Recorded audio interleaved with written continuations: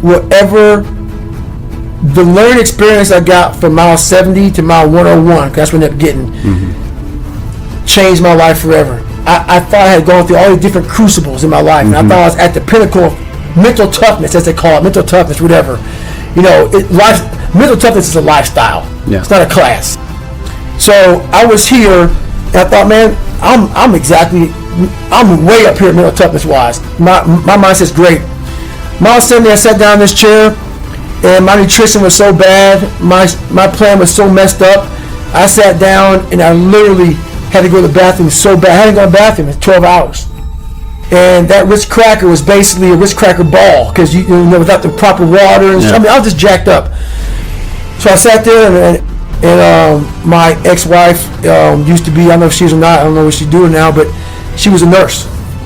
And I was in bad shape. But I hadn't really gone to the bathroom that bad yet, not like I did afterwards. But the thing was, I couldn't get up. My mind was all messed up. But one thing I realized that we get so anxious, and in that 1 or 2 or 3 seconds, called the 1 second decision, you seize up, but you flood the compartment, which is your brain, of all this shit. The what ifs, oh my God, you spaz out, and then you quit, and then once you quit, you regret it. Happens all the time in Hell Week. 130 hours, you get in the first hour, they freeze your ass off, and you can't comprehend 130 hours of the shit. You're freezing. You're not going to go home that night. You're not going to Island Pasta to get the pasta meal that night. Your ass is mine, and you can't handle it. So I started just learning these processes of calming my brain down. I'm in the worst shape of my entire life. I've gone 70 miles. I've never gone past 20 miles. I'm horrible. It's a great rewarding feeling, but it's also a feeling of the worst pain I had in my life. My feet are broken. I'm messed up bad, and I had to take this big pile of shit and slowly start to compartmentalize what was in front of me. And the first thing was, you can't stand up. Your blood pressure's messed up, so you can't go another 30 miles unless you be able to stand up. Fix that. I got around those issues. I was able to stand up, got on the track again, and I was barely making it on the track. And then this is what changed my life to this day. I can't really imagine anything ever topping it. At mile 81, my ex-wife looked at me and she said, we're not going to make this time, because I was going like a 30-some-minute miles, barely getting around the track. The shape I was in at mile 70 was the worst shape of my life. I can't say it enough. I ended up running I ran 101 miles. I ran the next 20 miles. Didn't walk another step. And I did it in like 18 hours and 56 minutes. And what I believe happened to me is when my mind, body, spirit, everything, for the first time, and it's never happened again since that time, everything really connected. When my mind knew he's not going to quit this race. Non-negotiable. I gave myself no way out. My mind said, we have to find more. We've all of us have gone through very hard times. But when we're in a hard time, our mind has a way of forgetting what all we've overcome. I have a way of taking 1 second when I want to quit and saying, okay, you endured this. So I look at my life and how I came up as the ultimate training ground, versus most people look at it as why? Woe is me. God, why? Why? I had to flip this upside down and say, hang on a second. God was training me to be one of the baddest men on the planet. That's how this was my journey. So when I was in the worst time of my life in Hell Week, I looked at everybody and said, I'm the most trained person here. So I'm looking at the baddest people on the planet. I'm looking at them like this. You guys can't hold a stick. So I started looking at verses like I don't belong here, versus like I might be the baddest person to ever come here. Who could have pulled this off? Who could have been given a sewer to live in their mind and say, okay, at birth, I'm going to put you in the worst place on the planet Earth, and let me see if you can go to the top of the mountain with nothing. But just hard work, grit, and figuring it out, and not putting yourself back in the dungeon every time something got hard. So that's what became my daily voice was, you really are the baddest person on the planet. And after a period of time, you start to believe that. And so that's what happened to the first Hell Week, the second Hell Week, the third Hell Week. That became my new norm. So what most people fear, I can never go through one. I don't want to go through two. Even SEALs will tell you that. That Navy, so I did 18 months in Navy SEAL training. only supposed to be 6 months long. It became my new norm. And that's what people don't do enough of. You're always looking for a new norm. And that's how my mind started saying, getting beat, suffering, broken legs, this is my new norm. And my mind started changing with the reality of who I want to be. Everywhere we look, we have negativity and impending doom being thrust upon us and put into our lives. Okay? The news fucking sucks. People fucking suck. Everybody is complaining. Everybody's trying to divide everybody and, argue over this or that or this. Dude, it's a stressful time. It's not a normal time. This is not normal, and we should remember that. We need to remember that what's going on in our world right now is not just difficult for you, it's difficult for everybody. Now, certain people might be doing better right now. They might be making money. Their job might be more secure, or maybe things are going, better for their fitness or whatever. Here's the point. This shit is stressful, and it's wearing us the fuck out mentally. There's a lot of people out there who are struggling in spite of the fact that they're doing everything they know they should do. And that's who I want to talk to today, okay? Look, guys, this shit, pursuing success, becoming someone who is abnormal, becoming someone who sets the fucking standard for others, becoming someone who shows the rest of the world what is possible is a very difficult path. You are going to have people shit on you. You are going to have unexpected circumstances arise. You are going to have the government fucking shut the country down. You are going to have all these things that you never fucking counted on come and smack you in the face over and over and over again. This is just part of being on that path. But here's what I want to point out to you all. Every single one of you. Every single one of you who is struggling right now, you need to understand this. What you're going through right now is necessary. What do you mean it's necessary? It's necessary because what's happening right now is you are forging the fucking skills. You are forging the determination. You are forging the grit. You are forging the fortitude. You are forging all the fucking things that nobody else is gaining because they're sitting on their hands and you're willing to push through. This fire you're feeling, this pressure you're feeling, this frustration you're feeling, this is what is going to make you into the weapon that you are going to become that will then build the life that you are out to build. I need you to understand this. I call it the gauntlet, okay? You cannot develop the skills you need to win consistently without going through the motherfucking gauntlet, all right? And a lot of times when we're going through this gauntlet, we self-pity, right? We talk about how unfair it is. We talk about how fucking hard it is. We talk about how nobody gets it. And guess what? All those things are fucking true. It's not fucking fair. Most people don't get it. Most people have no idea how fucking hard it is for you. And guess what? They're never gonna.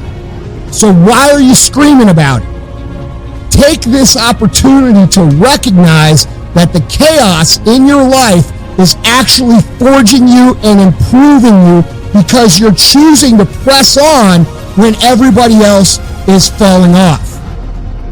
This is how you look at hardships. This is how you look at frustration. You look at it as a tool that's teaching you lessons that are going to become valuable to you, maybe tomorrow, but for sure in the near future, and other motherfuckers are not going to have them because they're not willing to push on. Okay, so if you're struggling right now and you're having a hard time and you're pissed off and you're frustrated, know two things. One, you're not alone. Two, this is necessary for you to get where you want to go. And if you quit, if you falter, if you stop, all of the pain will be for nothing. And you need to remember that.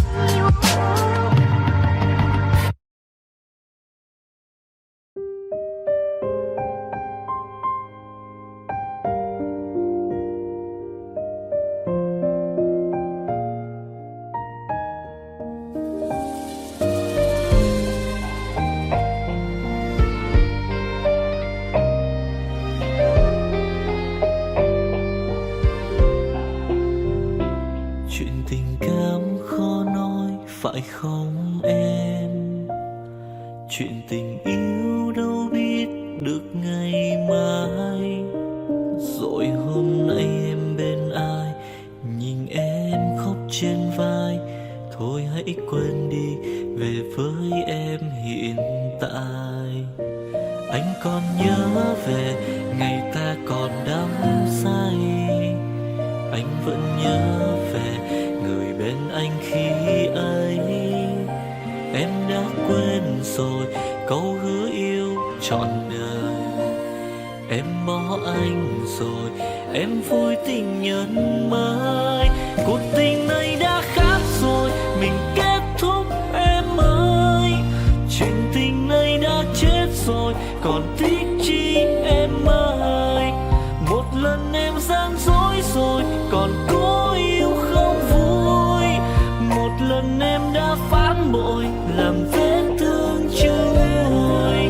Thì anh vẫn sẽ mỉm cười, người khác làm em vui. Còn anh xin kết thúc và giữ chút đau thương thôi. Ở nơi xa luôn nhớ về một mối duyên tình phai. Đường em đi nay khác rồi, còn mỗi anh đơn côi. Đường em đi nay đã khác rồi, còn riêng anh mãi đứng đơn côi.